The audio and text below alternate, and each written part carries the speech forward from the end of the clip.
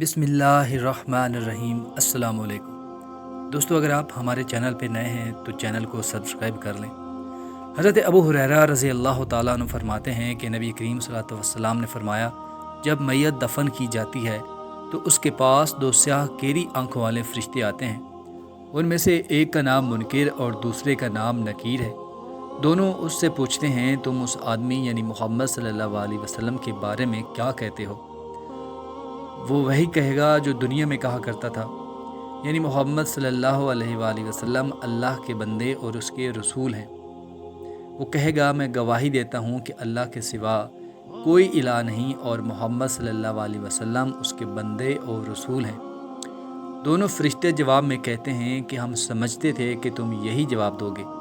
پھر اس کی قبر کو 70 در 70 ہاتھ فراخ کر دیا جاتا ہے اور اسے روشن کر دیا جاتا ہے۔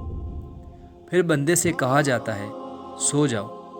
وہ کہتا ہے، میں اپنے اہل و عیال میں واپس جا کر انہیں اپنی مغفرت کی خبر دینا چاہتا ہوں۔ فرشتے جواب میں کہتے ہیں کہ یہ ممکن نہیں، بلکہ اب تم دلہن کی نیند جیسی پرسکون نیند سو جاؤ، جسے اس کے محبوب کے علاوہ کوئی نہیں جگاتا۔ چنانچہ وہ سو جاتا ہے، یہاں تک کہ اللہ ہی اسے قبر سے اٹھائے گا۔ اگر مرنے والا منافق ہو تو وہ فرشتوں کے سوال کے جواب میں کہتا ہے، محمد صلی اللہ علیہ وسلم کے بارے میں وہی کچھ کہتا ہوں جو لوگ کہتے تھے اور جو میں لوگوں کو کہتے سنتا تھا، اس کے علاوہ میں کچھ نہیں جانتا۔ دونوں فرشتے کہتے ہیں، ہمیں معلوم تھا کہ تم یہی جواب دو گے۔ پھر زمین کو حکم دیا جاتا ہے کہ تنگ ہو جاؤ، چنانچہ وہ تنگ ہو جاتی ہے اور اس کی پسلیاں ایک دوسری میں گھس جاتی ہیں۔ منافق اپنی قبر میں قیامت تک اسی عذاب میں مبتلا رہتا ہے۔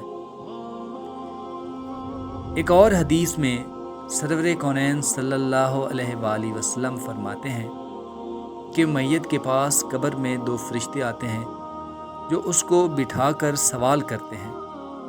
وہ پوچھتے ہیں، من ربو کا، تیرا رب کون ہے؟ اور اگر مومن ہے تو کہتا ہے کہ میرا رب اللہ ہے۔ پھر وہ پوچھتے ہیں کہ ما دینوں کا، تمہارا دین کیا ہے؟ تو وہ جواب میں کہتا ہے کہ میرا دین اسلام ہے۔ پھر وہ پوچھتے ہیں کہ اس شخص کے بارے میں کیا کہتے ہو جو اللہ عز و جل کی طرف سے بھیجا گیا تھا؟ وہ جواب دیتا ہے کہ وہ اللہ کے رسول ہیں۔ فرشتے دریافت کرتے ہیں کہ یہ تجھے کیسے معلوم ہوا؟ وہ جواب دیتا ہے کہ میں نے اللہ کی کتاب پڑھی، اس پر ایمان لایا اور اس کی تصدیق کی۔ سورہ ابراہیم کی آیت میں اسی مضمون کا ذکر ہے۔ جب وہ صحیح جواب دے دیتا ہے تو اللہ کا ایک منادی آسمان سے پکار کر کہتا ہے کہ میرے بندے نے سچ کہا، اس کے لیے جنت کا بچھونا بچھا دو اور اس کو جنت کا لباس پہنا دو اور اس کے لیے جنت کا ایک دروازہ کھول دو۔